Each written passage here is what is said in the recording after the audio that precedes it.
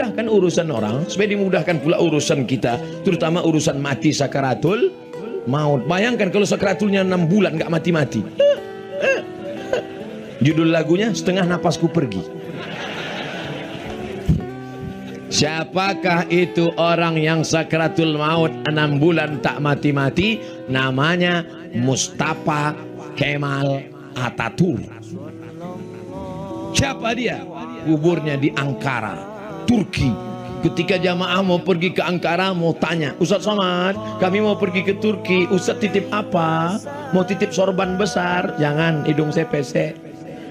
Ustaz mau titip jubah besar? Jangan, saya ceramah kemana-mana pakai celana, malamnya aja pakai kain sarung. Hati saya agak cemas sedikit, angin kencang tadi. Karena kau cari makam kuburan Mustafa Kemal Atatürk, habis itu kau foto. Karena kawanku waktu di Mesir kuliah dulu dari Turki cerita, katanya Mustafa Kemal Atatürk sakratulnya 6 bulan tak mati-mati. Ketika ditanam di dalam tanah, melompat jenazahnya naik ke atas tanah. Ditanam ke dalam tanah, tak diterima tanah. Akhirnya disemen di atas tanah. Dipoto makamnya, dikirimkan ke nomor WhatsApp saya tengok, memang betul Ustadz, kuburnya di atas tanah gara-gara tak diterima tanah. Gara-gara apa? Karena punya kekuasaan, tapi justru dipakai untuk menghancurkan agama Allah Subhanahu wa ta'ala. Tarekat-tarekat dibubarkannya, masjid dirubahnya jadi museum, azan tidak boleh pakai bahasa Arab. La haula wala quwata illa billah. Mana dia sekarang? Mati. Fir'aun mampus. Ustaz, janganlah kasar-kasar kali. Saudaraku yang dimuliakan Allah, amma zabadu fayadhhabu jufa'a wa amma ma yanfa'un nasa fayamkuthu fil ar. Yang sia-sia, yang maksiat, yang dosa habis mati ditelan masa. Tapi yang bermanfaat kekal abadi sampai hari ini. Mana orang Aceh yang kaya-kaya? Mana orang Aceh yang punya kuasa? Mana orang Aceh yang dulu hebat-hebat? Mana orang Aceh yang emasnya banyak? Hilang ditelan zaman dan masa. Yang kekal abadi mana? Tengku Umar, Cik Ditiro, Cut Nyadin, Syekh Abdul Rauf As-Singkili, Sultan Iskandar Muda. Yang dikenang sepanjang zaman adalah orang-orang yang pernah beramal soleh. Mereka tidak pernah takut pada kehidupan. Tengku Umar, bagi Tengku Umar hidup ini sepele saja. Apa kata dia? Kalau aku mati, berarti aku mati syahid. Kalau aku besok pagi hidup, aku akan minum kopi. Hidup ini bagi mereka tidak terlalu besar. Mereka tidak takut dengan kehidupan. Kalau hidup besok pagi, minum kopi. Saya sudah 2 hari di Aceh, belum minum kopi. Kalau saya mati, matinya mati syahid. Alhamdulillah, dia mendapatkan itu, mati sebagai seorang syahid. Apa kata Allah? Wala taqulu liman yuqtalu fi sabilillahi amwat. Jangan kau katakan Tengku Umar itu mati. Jangan kau katakan Panglima Polem itu mati. Jangan kau katakan Cut Nyadin itu mati. Jangan kau katakan Cut Mutia itu mati. Mereka tidak mati. Allah mengatakan bal ahya, mereka hidup.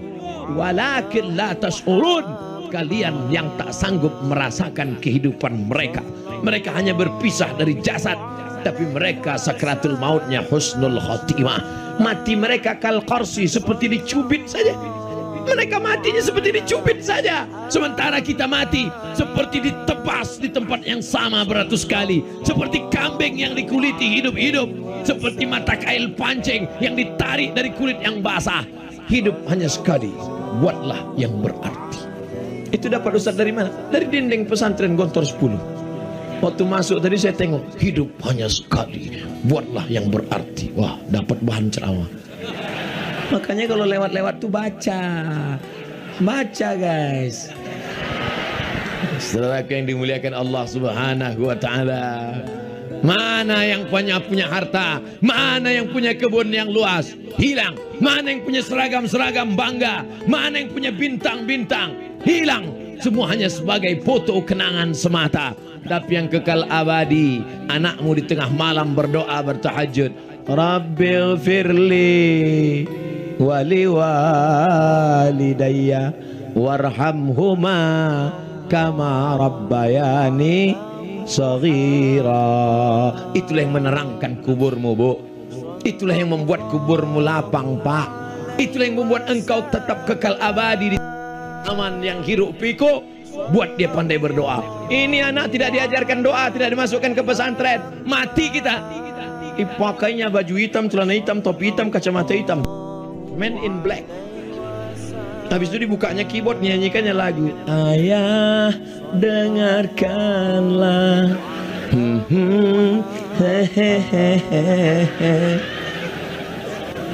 Itu untuk kalau ayahnya mati. Kalau maknya mati pakai lagu juga, Mama. Saya karena nggak mau aja nyanyi nih. Kalau saya keluarkan album, menganggur artis-artis tuh. Saudara yang dimuliakan Allah Subhanahu wa taala, siapkah mewakafkan tanah untuk Islamic Center dan pondok pesantren? Yang bilang siap yang punya tanah aja. Siapkah kemasukan anaknya ke pondok pesantren sehingga menjadi anak yang soleh dan solihah? Mudah-mudahan anak kita selamat dari narkoba. Kalau tetap juga menjual, kepalanya ditembak. Saya ngutip pendapat dari Walid Husni Abdul Wahab aja. Saudara yang dimuliakan Allah Subhanahu wa taala, saya ceramah di Kemenhukham, Kementerian Hukum dan HAM tingkat provinsi, Kanwil. Sebelum ceramah, Ustadz, kita ketemu Pak Kanwil dulu. Iyalah, minum teh, makan, cerita-cerita. Apa kata Pak Kanwil Kemenhukham, Kementerian Hukum dan HAM tingkat provinsi. Nama provinsi tak boleh disebut, menjaga kode etik jurnalistik. Ustadz Somad, iya Pak Kanwil, menurut saya pengedar narkoba, pecandu itu tidak boleh dimasukkan ke penjara. Kenapa Pak Kanwil? Karena menghabiskan anggaran negara saja. Berapa gaji sipirnya, berapa untuk makannya, berapa untuk minumnya. Oh, jadi kalau gitu gimana Pak Kanwil? Ditembak aja Ustaz. Seram Pak Kanwil. Dibisikkan sama saya, sama yang ngundang saya, Ustadz Somad, Pak Kanwil kita Kristen, non muslim dengan kita sama-sama memusuhi narkoba. Beda agama tapi musuh kita satu. Musuh kita sama. Kalau anak-anak muda hari ini kena narkoba, jangan heran kalau negeri ini nanti akan dikuasai oleh narkoba, oleh pecandu, oleh pengedar, karena dia punya uang. Dalam dunia politik, one man, one vote, satu orang, satu suara. Kalau mau jadi kepala desa dipilih 5.000 suara, maka akhirnya pecandu narkoba bisa bayar, pilih saya, pilih saya, pilih saya, pilih saya, pilih saya. Maka naik pecandu. Anggota dewan pun pengedar dan pecandu. Dia pimpin sidang. Untuk masjid dan pesantren nggak usah kita kasih apa-apa. Setuju? Pecandu semua. Yang baik cuma satu. Anggota dewan 50, 49 semuanya pengedar, pecandu, pemakai, pengedar, pecandu, pemakai. Pas di sidang, setujukah masjid dan pesantren nggak dapat apa-apa? Kata yang satu, tidak setuju. Kata yang 49, setuju. Kira-kira apa yang terjadi? Apa yang hari ini disampaikan di atas mimbar pentas ini bisa terjadi dimanapun berada. Kalau tidak kita selamatkan dari sekarang. Ibu, panggil anak ibu. Hai anakku, sini. Tentu bahasa ibu lembut. Itu kalau bahasa saya. Kalau ibu kan, nak sini ya nak. Jangan kau pakai narkoba. Neraka jahanam tempatmu. Mungkin ceramah Ustadz nggak masuk ke telinganya. Tapi kalau ibu yang ngomong, seorang pecandu narkoba dimasukkan ke sekolah rehabilitasi tidak selesai, dinasehati Ustadz tidak selesai, ceramah khutbah Jumat nggak masuk ke telinganya. Kenapa nggak masuk? Orang dia nggak sholat Jumat. Tapi akhirnya sehat. Gara-gara siapa? Bukan Ustadz penceramah. Sehat gara-gara siapa? Dari seorang ibu tua yang tak berdaya. Ibu jangan sepele dengan mak-mak. Gerakan mak-mak garis keras. Gimana seorang ibu bisa membuat anaknya berhenti menjadi pecandu, pemakai, pengedar narkoba? Si emak pergi umroh, dibawanya air zam-zam dalam jerigen, 7 putaran Ka'bah. Doanya apa? Berhenti anakku narkoba, berhenti anakku narkoba, berhenti anakku narkoba, berhenti anakku narkoba, berhenti anakku narkoba, berhenti anakku narkoba, berhenti anakku narkoba, berhenti anakku narkoba. Habis itu dibawanya pulang, dipanggilnya anaknya, sini kau sebentar. Ini air zam-zam 1 jerigen, sudah kubawa 7 kali putaran, doanya cuma 1. Berhenti anakku narkoba, berhenti anakku narkoba. Tolong kau minum, kau mandikan. Setelah ini kalau kau berhenti, alhamdulillah. Kalau tak berhenti, mati aja lah kau. Sehat sampai hari ini. Makanya doa silahul mukmin, senjata orang beriman. Bapak polisi, pakai pistol senjatamu. Bapak anggota dewan, pakai palu martilmu. Bapak-bapak penguasa, pakai jabatan kekuasaanmu. Ibu, pakai doa makbulmu. Bapak, atau serahlah apa yang mau kau pakai. Yang penting selamat anak-anak muda kita ini. Abdul Somad, pistol tak ada, puasa tak ada, doa belum tentu makbul. Suara yang ada, suara ini dipakai malam ini. Selama orang masih mau mendengar ceramah kau Abdul Somad, selama kamera masih hidup menyala, biarkan mereka merekam.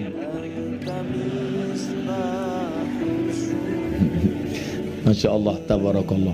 Kok semangat kali Ustaz malam ini? Gak tahu saya. Kok anak ada doa orang-orang soleh dari belakang. Jadi mereka di belakang nih.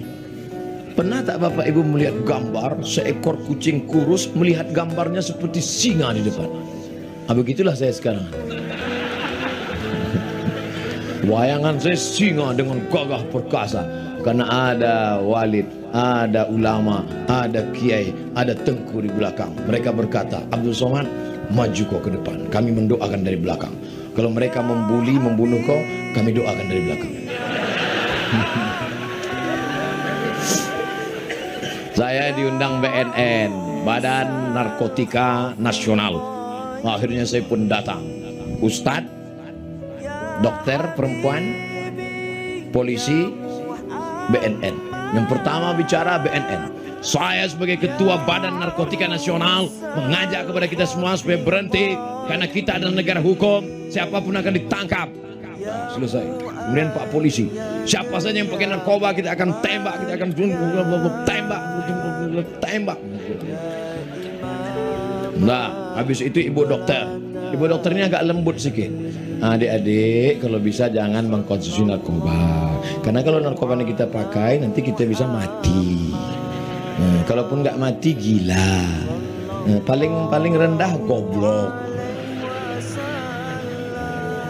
BNN sudah, polisi sudah, ibu dokter sudah. Yang terakhir yang mungkin agak enak Ustadz.